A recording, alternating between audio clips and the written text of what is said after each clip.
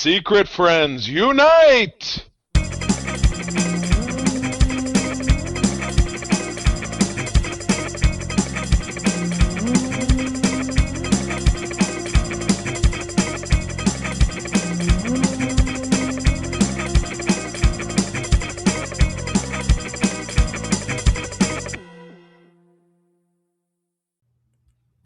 Hey, secret friends, welcome back to Oops, All Thunderdome. This is our main show where we talk about a topic, keeping things simple and fun. This is episode 571, and I am finally joined by my number two, who's been away from the show for a minute.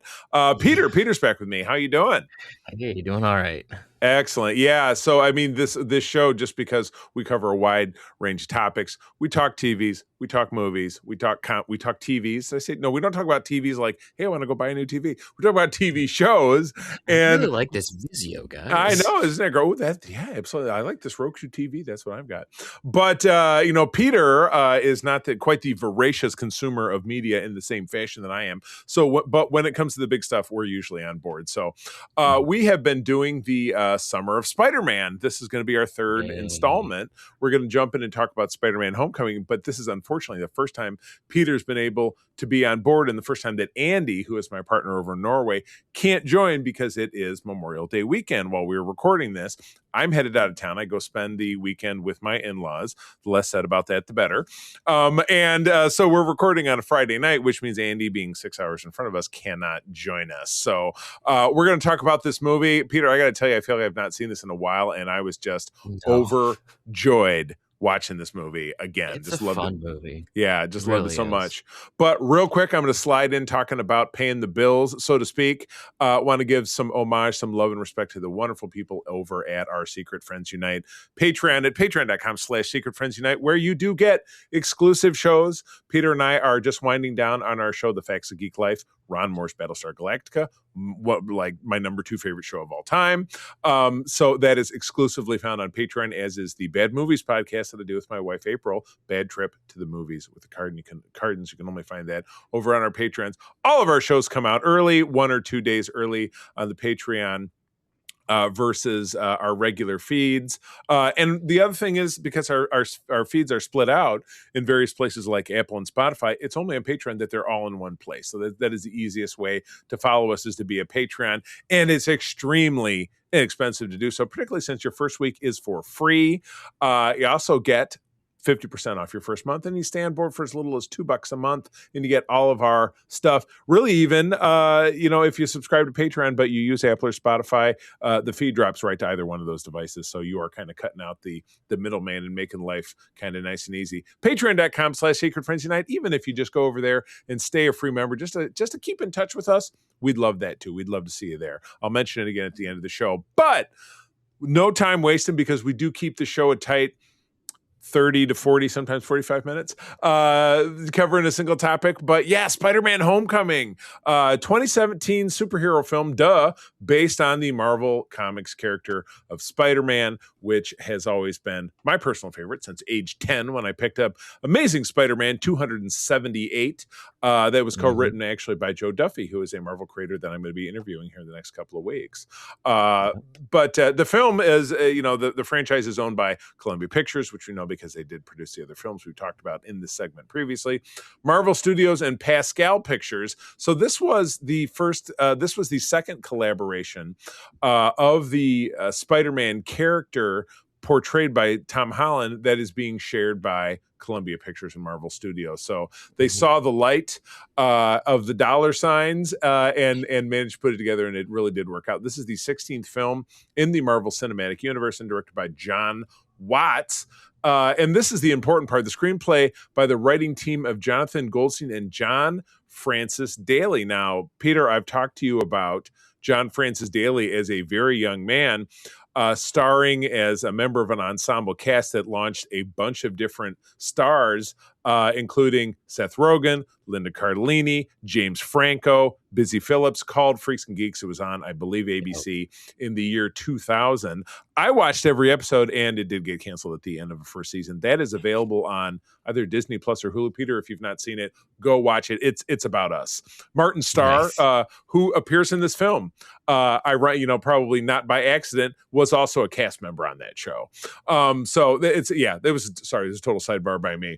But the film, of course, stars Tom Holland as Peter Parker Spider-Man, which I mentioned, alongside Michael Keaton, Jon Favreau, Gwyneth Paltrow, Zendaya, who was totally unknown to me at the time, Donald Glover, Jacob Batalon, Laura Harrier, Tony Rivoli, Bokeem Woodbine, Tyne Daly, Marissa Tomei, and Robert Downey Jr. Absolutely jam-packed cast of huge stars, not only from outside of the MCU influence, but definitely within it as well, particularly Robert Downey Jr. as Tony Stark / Iron Man. Peter tries to balance high school life with being a superhero, being the superhero Spider-Man while facing the Vulture, played by Michael Keaton.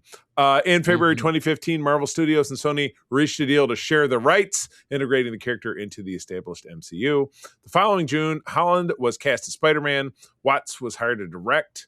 In April of 2016, the film title was revealed, and additional cast members, including Downey Jr. as Tony Stark Iron Man. Principal photography began in June of 2016 at Pinewood Atlanta Studios in Fayetteville County, Georgia. That's going to be one of my gripes. I'm not going to lie to you when we get into it, is parts of this not filmed in New York City. I am a very famous lover of New York City as a being, and I'm going to bitch about that later, about that not being... That's fair, yeah. Everything being there. It also took place in Atlanta, Los Angeles, New York, and Berlin, which I think is interesting.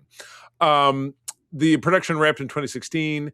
Filmmakers did work very hard to make this film seem different from what had come before. This was released. Yeah, say that again.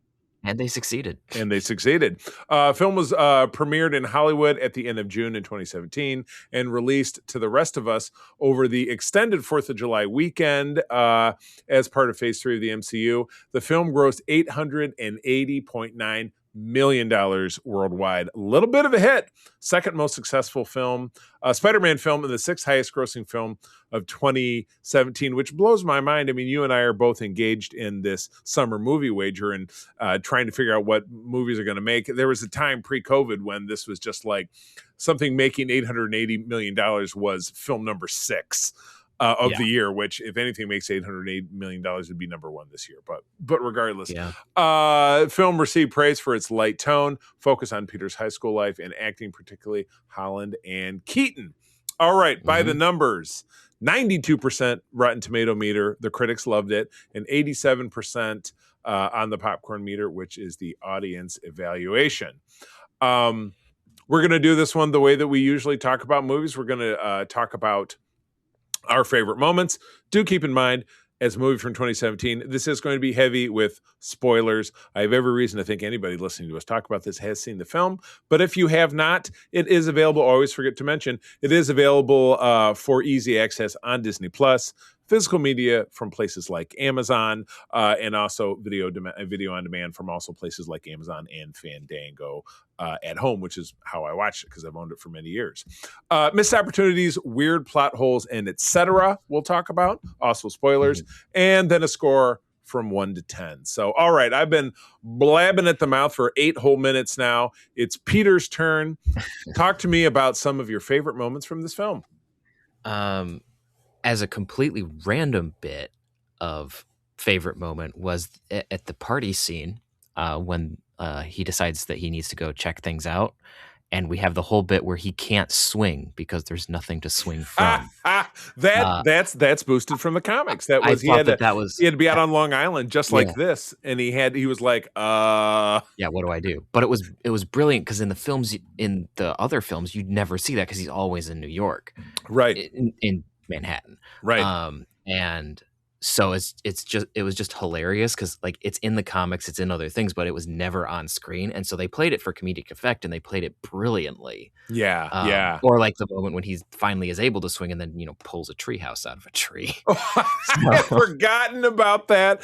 And there was, I don't know if you're familiar with, but it's very iconic to my generation, Ferris Bueller's Day Off, when he's racing to get home because he's running parallel to I think it was his dad driving, and he's running through yards and, hey, sounds like the burgers are ready, and they really nailed that. So, yeah, God, awesome. That was one of my favorite moments. I know it's kind of like a very small thing. No, not at all. But it was just like it made Spider-Man feel, one, that he's in a real place, because it doesn't always work like the video games or the comic books where you can just swing wherever you want. Right. Or not the comics, but like, in our brains and in the movies. Yeah, of course. And then also it just made him feel very, I'm a teenager and I'm new at this hero thing and I don't know what the hell I'm doing. Yeah. and I really liked how they played up on that with like that bit, and then him messaging happy all the time. Right. All the unread messages or all the unread texts, like the 50 million unread texts at the beginning of the film. Ready for my next mission. Yeah, I think that was one of my biggest takeaways, is that, and I think I said it at the bottom, and I would probably get lambasted by Andy if she was here, because I know she really, really loved on Toby. But Toby, as Peter Parker, was kind of off-putting. Garfield was too aloof, too cool. Holland nails Peter Parker as being innocent, kindly, awkward, but kind of, and it takes him a little while to get rolling in the comics, but being just a little bit more personable and making you really feel like this is me, or this could be you. Peter Parker really didn't have any pals in the comics. The Ned Leeds character was actually somebody that Peter met as an adult. Ned Leeds was a reporter at the Daily Bugle. He actually ended up marrying Betty Brant, who was Peter's first girlfriend, who was J. Jonah Jameson's secretary, who appears in this film as the news anchorette, the one who's got a kind of a smart mouth. That's Betty Brant, who we see again in the next film, getting together with Ned. So they kind of do that. But yeah, they had to have Peter, kind of have a friend in this and have a guy in the chair, which is an ongoing. That's an ongoing shtick. Yeah. Ongoing joke. I was really happy. First of all, I don't know much about Zendaya before this film came out. She was a Disney Channel star, I think. There you go. Yeah, wasn't everybody at this point? So she was this wonderful breath of fresh air after what I described as an increasingly obnoxious performance of Kristen Dunst by Mary Jane. And I should take the word performance out of there. I think Mary Jane as a character in those three films got just more repugnant. I hated everything she did. She was the worst in the first film. She didn't really belong there because it was not really a piece of Peter's young, kind of young upbringing. She came later on during his college years. Emma Stone as Gwen Stacy, again, was kind of a weird transplant, but was huge. It was a wonderful performance, but Zendaya is a new character. Her name is Michelle Jones, MJ. She is not Mary Jane Watson. She does not become Mary Jane Watson. She plays a totally different character. It's the most original and greatest spin on having a female foil, because in this she's just kind of a mystery, and there's no romance. She's just kind of quick-witted and zapping it to all the other characters at every point. And it just really works. It just really, really works. I absolutely love it. So, got a couple of like little cameos. So Captain America's videos, because he's doing these taped messages on the presidential fitness test and stuff, and it was recorded around the time of Avengers 2012 because he's wearing that outfit. But the gym teacher is comedian Hannibal Buress, who is one of my absolute favorite guys. But his line is like, "Yeah, we got to watch these videos. I'm pretty sure this guy is a war criminal or whatever, but I gotta show him to you. It's required by the state." Guy who just doesn't give a shit. Just doesn't give a shit about his job. And then later on, when Peter is in detention, and then MJ is sitting there, and he goes, "What are you even doing here? You don't have you don't have detention anyway." She says, "No, I like to sketch people in crisis, so I just like." And to then do it's that him. shit." It's not Peter or Ned. It's him. And Donald Glover. Now this was just before a little bit of a deep cut at this particular juncture. Yeah, loosey goose deep cut, but it was cool because he portrays. I don't want to say Hobie, no, not Hobie Brown, who's the Prowler, but in the Spider-Verse, it was Aaron Davis, who is the uncle of Miles Morales, who gets a name drop in this, which I think is infinitely super cool. But and he does in Spider-Verse, he does play the Prowler, and it's not clear which version. But one thing that I had never noticed is that during the kind of the gun runner scene, when he's talking to the first Shocker, the guy who dies, and then Bokeem Woodbine, who portrays a Shocker, they did a great job because you can't really see, Peter, you can't see it, but I have my shelf of Spider-Man villains is over my shoulder, and the Shocker is one of them. He wears this, it's a two-toned, like, mustard colored outfit, and then Bokeem Woodbine is wearing a sweater that looks like that. But when they're moving the weapons, Donald Glover picks up basically a gloved apparatus with claws on it that would be like the Prowler. I had never noticed that before watching it this time. So that was pretty awesome. But also I think he's partially in there because of Community. Like he's famous for wearing the Spider-Man shirt and then allegedly inspiring Miles Morales. Right. And the show Atlanta was on at this time too, and that's a show I had not seen until recently, but it's really brilliant, and he was involved in the writing and production of that as well. So we get some really great iconic homages to Spider-Man's history. The Spidey rises, pushing the rubble off of himself, was a very famous image from, I believe it's Amazing Spider-Man 33. Spider-Man trapped under rubble. He's fighting Doc Ock in that issue. He has to recover a potion that will save Aunt May's life because she's dying in the hospital.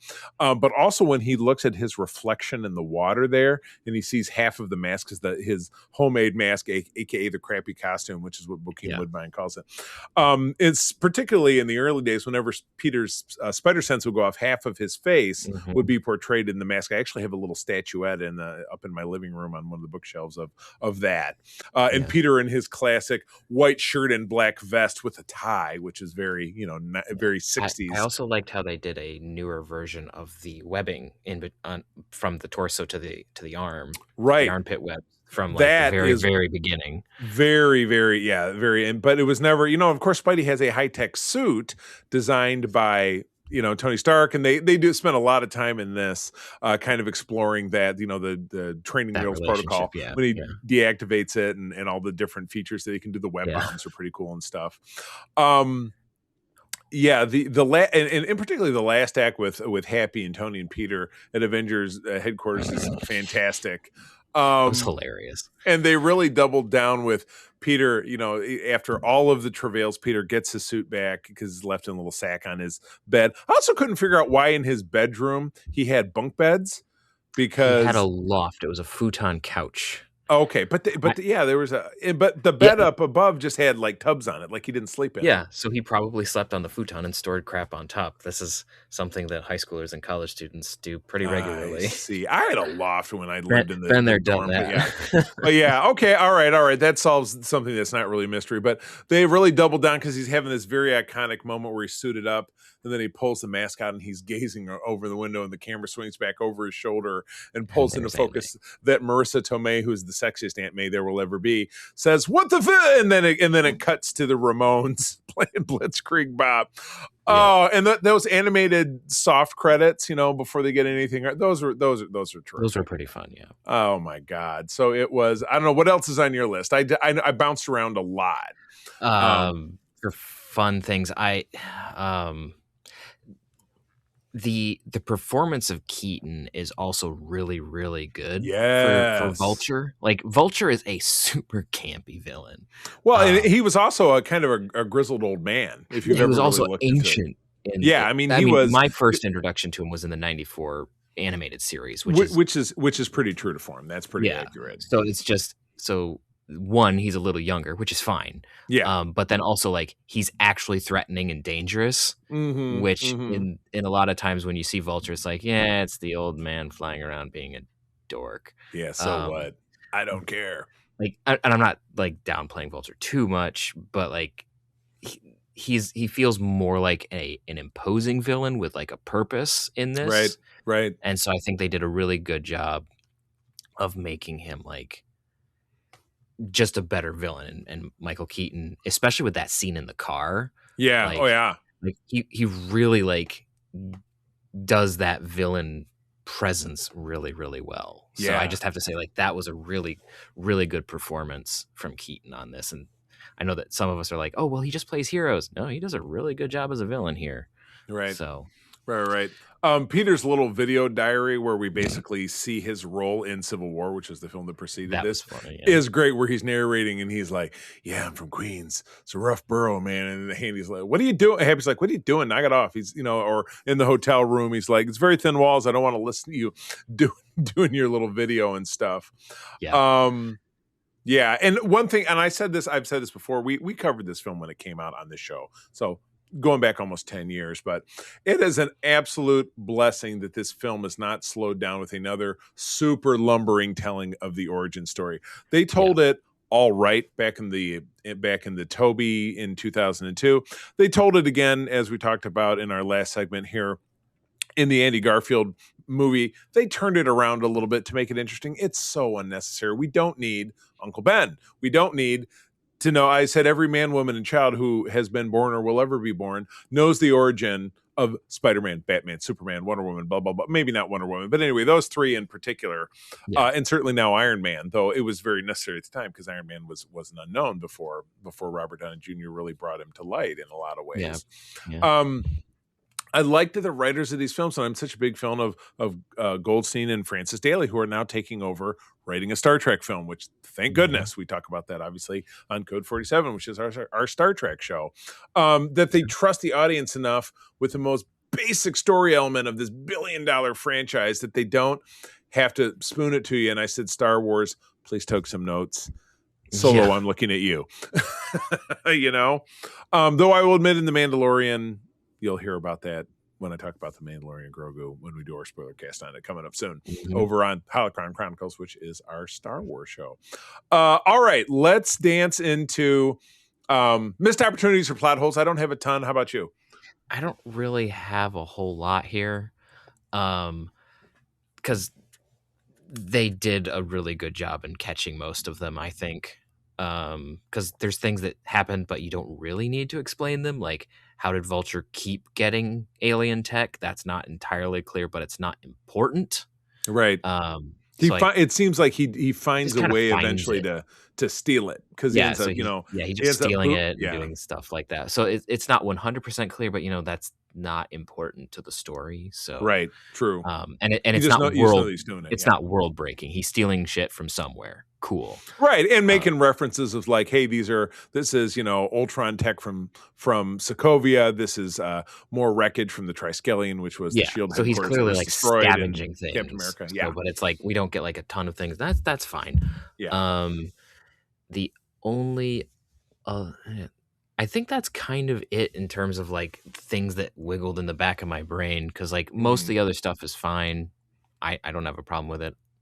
Right. Maybe showing us rebuilding the Death Star. I don't know. I'm just kidding.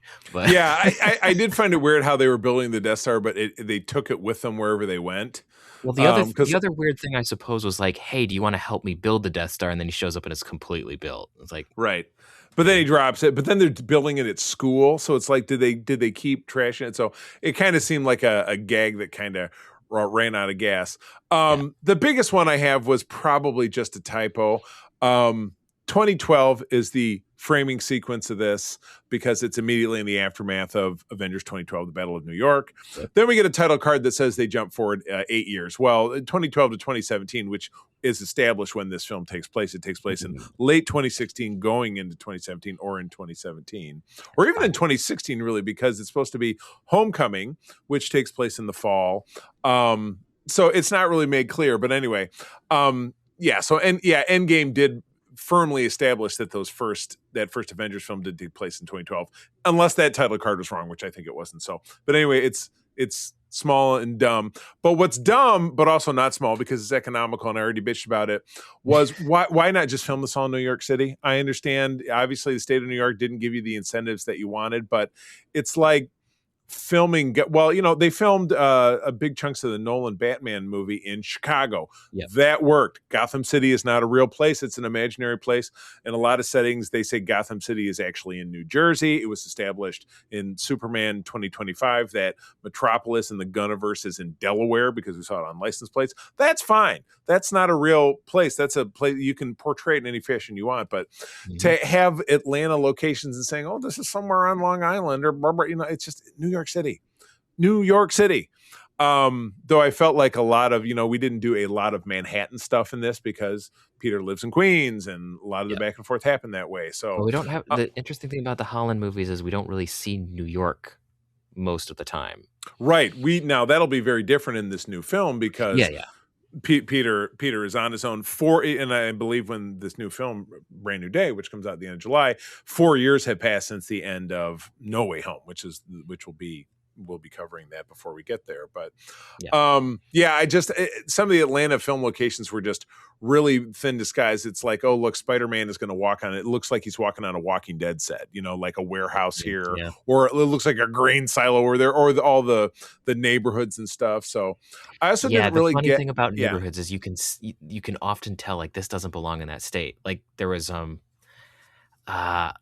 Look Up, I think was the film, and they were like, oh, this is Lansing, and I just remember watching like, that is not Lansing. Yeah, right. I lived in Lansing. There's no neighborhood that looks like that. All the portrayals of Michigan and in particular, that seems to be like a go-to one. Like, oh, we're in Ohio or Indiana or Michigan. And like, no, everything is flat.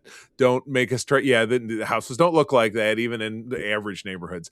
I didn't get how when he switches back to his homemade costume, it's one of the figures I have hanging from the rafters here for sure. But it's funny because I'm actually looking at the comic version of the Scarlet Spider, which is outfit, which is what was spun off of that with Spider-Man's clone. I don't know why his eye slits work like the ones do on his fancy costume, because they do the same. Well, I mean, that was a big thing in Civil War, was he made a big deal about how they did to help him focus, and that's why Tony put it on the new right. I just don't really understand kind of how. The Liz Allen character is adapted from that first Lee Ditko run. Okay, she was an average looking blonde white girl. The racial change is not a big deal to me at all, but her parents are Toombs, which is Michael Keaton, and his wife, who is actress Gabrielle Beauvoir, who was I just totally ruined her name, but she was she was. I looked her up, but I couldn't quite figure out because they don't all have the same last name. He says that's my daughter. I'm thinking maybe that's his adopted daughter or stepdaughter or something, but they don't look at all alike, and it's just not really accounted for. But it was a great holy crap, this is your dad, when Peter discovers that, because we don't learn that until kind of the last minute when he shows up to take her to the homecoming dance. So it's not really that big of a deal. All right. Score this bad boy. Where do you land out of 10? I would probably give this one like a 9, 8.59, somewhere in there. Yeah. What's the source of your detraction, if at all? I guess the only detraction I have is that and it's not like a detraction in terms of story, but I like when Spider-Man doesn't have to rely too much on other heroes, right? Just because I grew up with Tobey and right. like the 90s Spider-Man, right? Where there's just not a lot of crossover. Yeah, so having the safety net of Tony, like I like the story arc that they did with Tony, but it was I would have been a little bit happier if we didn't really have that in there as much. So, and then I know this is gonna sound weird, like really weird, but one of my nitpicks is that this version of Peter Parker is too likable. That's funny because that's one of the things that I mentioned. I know that he was likable. It's like I like that he's likable, but like for me, as weird as it is, I identify more with Tobey Maguire's Peter Parker because he's the dork that everyone hates. That is in a lot of ways more, and it's very clear that people do hate him. Like in this one, it's like, Flash is a douche, and there's kind of some teenage piling on. So, but it doesn't feel in the same way of like, even the teachers don't like him, because that's kind of how, when I was watching like the 90s Spider-Man and stuff, like everyone just hates on Peter.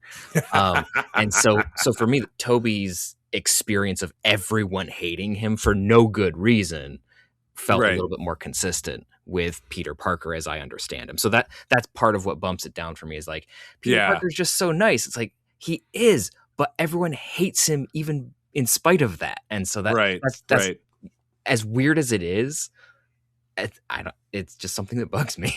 So. I can't necessarily disagree with that. I mean, I gave it one of my highest ratings. It was like a 9.5 for me.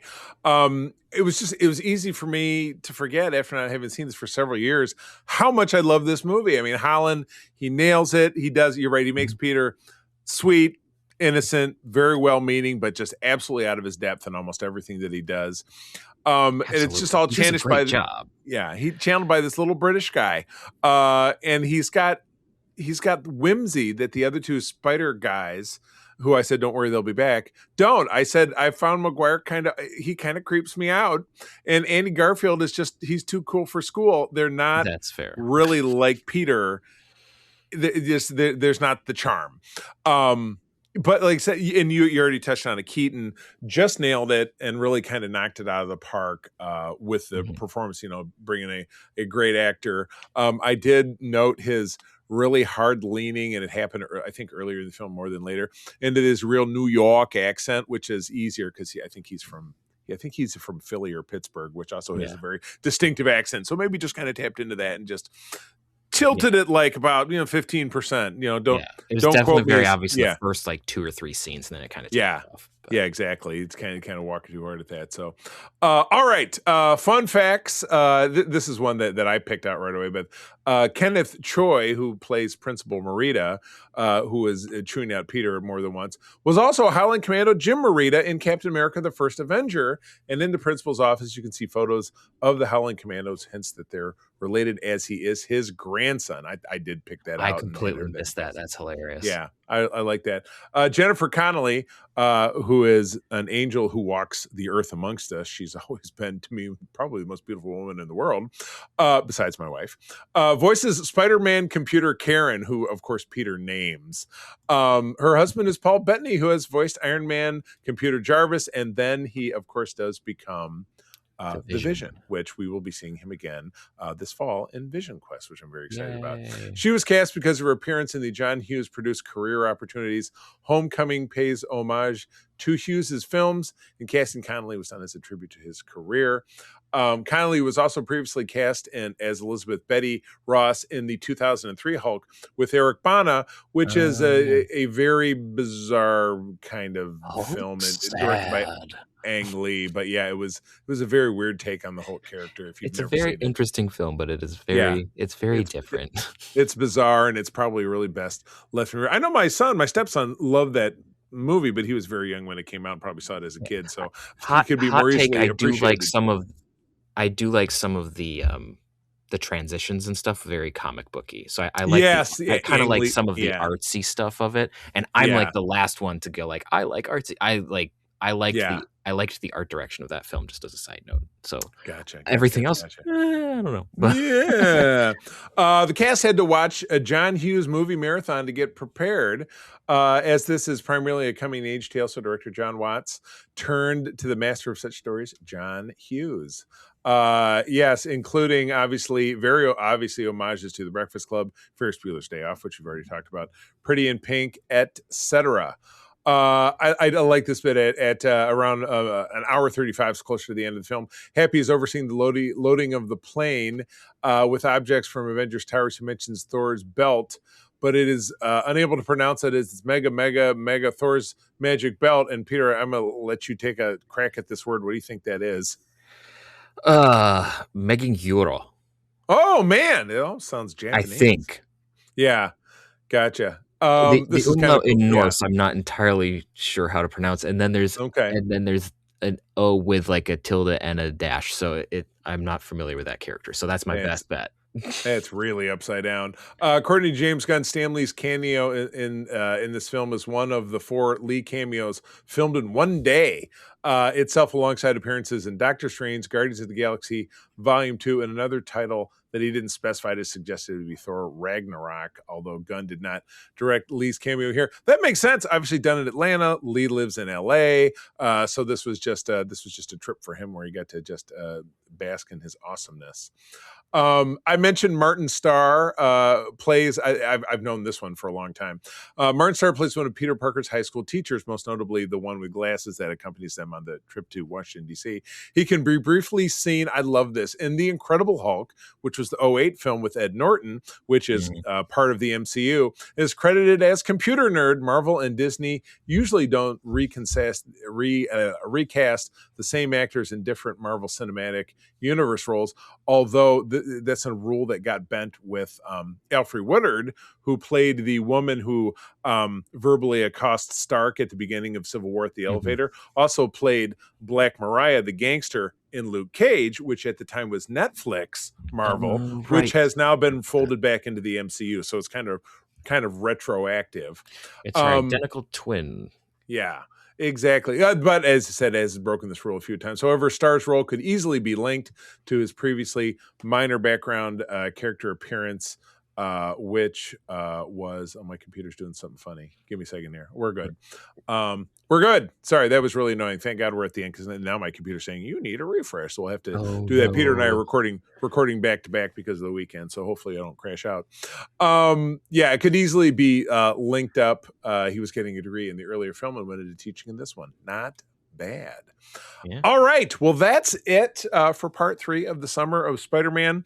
Now we are kind of interspersing parts 4 and 5 with other episodes of the show that'll be coming up, because we have other new shows coming out, including in next week's episode, I have a very special guest to talk about Spider Noir, which is Nicolas Cage's adaptation of Spider-Man Noir, which is one of my favorite Spider-Verse characters. I'm excited to see this. Yeah. My first introduction, obviously, because I haven't read all the comics, my first introduction to Spider Noir was Nick Cage again. Yeah, exactly. Into the Spider-Verse. So I'm definitely looking forward to that. But Peter, where do people find you out there if they want to keep talking about your love of Spider-Man? All right. You can find me around the interwebs at Petrus Aquinas on most social media platforms. I'm not terribly active, but if you go like, hey, I want to talk about Spider-Man, I will probably talk about Spider-Man. You can also find me on our Discord. Also on ELH's channel, where we do role-playing games, and behind the scenes on Starship Excelsior. Absolutely. And I run the Secret Friends Unite social medias. We're on everywhere, pretty much except X and TikTok. We kind of stay away from those. And my personal feeds as well. I am at the C3, TheCeeThree. I also, and my personal feed, I post a lot of jokes and memes and pictures of my cats and things, pickleball pictures, etc. But would love to have you follow along. I also do jump in on our YouTube channel, in addition to seeing all of our great spotlight interviews, which Peter prepares and puts there. I do little 3 minutes or less kitchen chats where I catch up on other stuff I'm enjoying in the pop culture space that we don't have the opportunity to fit on the show. So trying to be better about doing that. I've also been a press guest at a couple of local Comic-Cons here in Michigan. Peter joined me at Motor City Comic-Con a couple of weeks ago. This past weekend, from recording this, I'm up at Cherry Capital Con in the Traverse City area. And we're looking to be at a few more as time goes on. So if you are at a con, poke around for us or drop us a note. We might be able to connect with you and talk about geek stuff. We would love that. Mm-hmm. Of course, secretfriendsunite@gmail.com. Our mailbag is another great way to write us. Drop us a line. Tell us something that excites you about Spider-Man movies we talked about, or the upcoming Spider-Man Brand New Day film that we will get here at the end of July. So anyway, we'll be back. Friends, as always, thank you for joining us. I'm going to tell you that sharing is caring, and to keep on trucking. Peace and long life. This podcast is part of the Secret Friends Unite podcasting network, available on Apple Podcasts, Spotify, and podcast services around the galaxy, as well as video on our YouTube channel. You can support Secret Friends Unite by becoming a Patreon member, get bonus programs and more over at patreon.com/secretfriendsunite. Join our Discord community for even more discussions on all things geek. For all the latest updates on Secret Friends Unite, make sure to follow us on Threads at secret.friends.unite and visit secretfriendsunite.com. Find our merchandise at TeePublic and Redbubble. Thanks for listening, and may the Force live long and prosper.